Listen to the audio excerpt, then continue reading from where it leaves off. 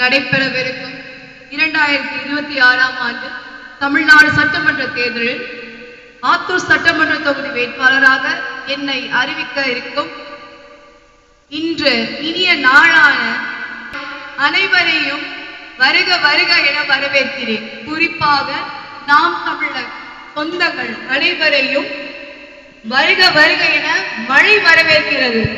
நான் இன்று நிறையாக பேச வேண்டும் என்று வந்தேன். ஆனால் இந்த மழை என்ன காரணத்தினாலும் நம்மளோட குறிக்கோளையோ நம்மளோட வேண்டுகோளையோ எந்த காரணத்தினாலும் நிறுத்தவில்லை.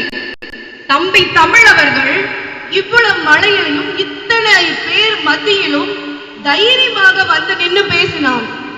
என்னால் இதை மிகையாக சொல்ல முடியவில்லை. அவனின் அந்த டெடிகேஷன் சொல்லுவாங்க பாருங்க. கட்சினா எல்லாருமே நினைக்கிறது என்னன்னா மைக்கு போட்டு பேசுறாங்க, அவங்க கொள்கையை பேசுறாங்கன்னு தான் நினைக்கிறாங்க. அது கிடையாது. இத்தனை இளைஞர் சமுதாயத்தையும் மைக்கில் பேச வைத்துள்ளோம். இன்னைக்கு எத்தனை குழந்தைங்க வந்து பேசினாங்க. ஏன் பேசினாங்க? தமிழ்ல பேசணும், தமிழ்ல வளர்க்கணுன்றதுக்காக தான் பேசினாங்க. நான் ஒண்ணு சொல்ல விரும்புறேன். இன்னைக்கு இந்த ஆத்தூர் மக்களுக்கு தெரியாத அரசியலோ எதுவுமே கிடையாது.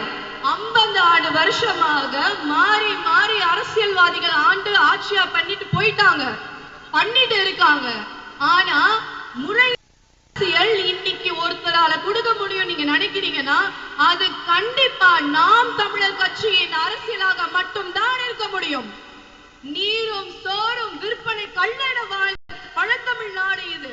இன்று நம் நிலைமை என்ன? மழை காலத்தில் கூட 8 நாட்களுக்கு ஒரு முறை தான் தண்ணீர் கிடைக்கிறது. இது நிஜமா நடக்குது. நான் பார்த்திருக்கேன். இந்த 2 வாரமா நான் சந்திக்கிற மக்கள் அனைவரும் சொல்ற ஒரு விஷயம், 8 நாளைக்கு ஒரு முறை குடிநீர். யாராவது மறுக்க முடியுமா? இங்க எத்தனையோ பேர் வராங்க. நான் தைரியமா சொல்வேன் 8 நாளைக்கு ஒரு முறை தான். ஏன் கொடுக்க அவ்வளவு கம்மியான அளவுல 8 நாளைக்கு ஒரு முறை தான் கிடைக்கிறது. நான் விவசாய குடும்பத்தில் பிறந்தவள். நான் ஒரு தோட்டத்தில் வசிக்கிறேன். எங்களுடைய நிலத்தடி நீரின் அளவு 1000-ஐ தாண்டி விட்டது. நான் தினமும் குடிக்கிறேன். ஆனால் இங்கு நகர பகுதியில் வாழும் மக்கள் அனைவரும் 8 நாட்களுக்கு ஒரு முறை தான் குளிக்கிறார்கள். இது உண்மை. எங்கள் குழந்தைகளுக்கு குடிநீர் இல்லை என்றார்கள். இந்த மாதிரி சின்ன சின்ன விஷயம் நம்ம ஊருக்குள்ள போகும்போது நீங்க கேட்டீங்கன்னா ரொம்ப கஷ்டமா இருக்கு. நான் தூங்கல. எனக்கு ஒரு குழந்தை இருக்கா, 70 நாள் ஆகுது. நான் அவளை டெய்லி குளிக்க வைக்கிறேன். நான் ஒரு வீட்டுக்கு போறேன். அவங்க கிட்ட நான் கேட்டேன், அக்கா இந்த பாத்ரூம் நீங்க யூஸ் பண்ணுவீங்களான்னு கேக்குறேன். எங்கம்மா குளிக்கவே தண்ணி இல்ல, நாங்க இந்த பாத்ரூமை நாங்க யூஸ் பண்ணல. நான் இந்த பாத்ரூமை கட்டி 3 வருஷம் ஆகுது.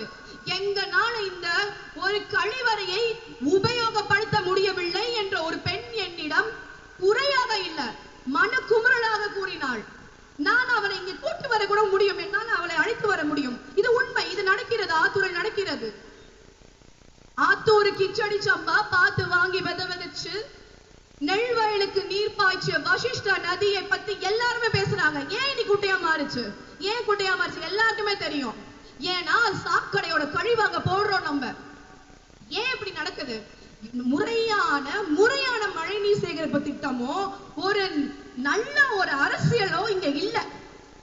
50 ஆண்டு காலமாக திராவிட கட்சிகள் மாறி மாறி ஆட்சி செஞ்சிருக்காங்க. என்ன அவங்களால கொடுக்க முடிஞ்சது? வீட்டுக்கு வீடு இலவசமா டிவி கொடுத்தாங்க, மிக்சி கொடுத்தாங்க, ஃபேன் கொடுத்தாங்க. ஏன் அடிப்படை தேவையான குடிநீரை அவங்களால கொடுக்க முடியல? ஏன் கொடுக்க முடியும்? இது ஒரு அரசியல். ஏன்னா அவங்க குடிநீரை விற்க போறாங்க, இன்னும் வித்துட்டு இருக்காங்க. நான் சமீப காலமா நான் சென்னைக்கு போயிருந்தேன். அப்ப ஒரு உணவகத்தில் ஒரு உணவை வாங்கினோம். சரிங்களா, வாங்கிட்டோம். ஆனா தண்ணீர் அங்க இலவசமாக கொடுக்கல. தண்ணீர் பாட்டிலை நீங்க வாங்கணும்னு சொல்றாங்க. நான் வாங்கின உணவின் விலை 45 ரூபாய். நான் வாங்கின தண்ணீர் கொண்டிருக்கிறது. இது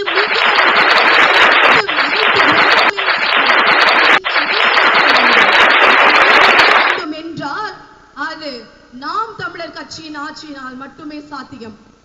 நான் ஒரு முக்கியமான விஷயத்தை சொல்ல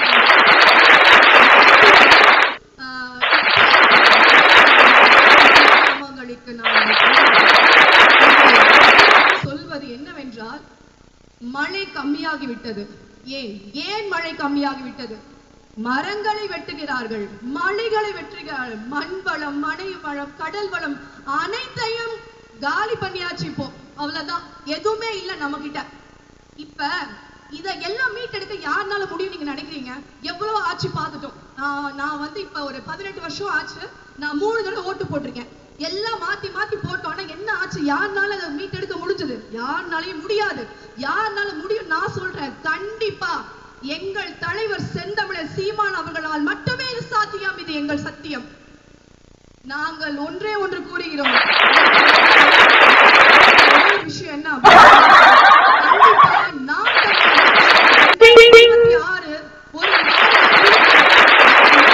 என்னவென்றால், நீங்கள் அனைவரும் இங்கே வந்து இப்படி பார்க்க மாட்டீங்க.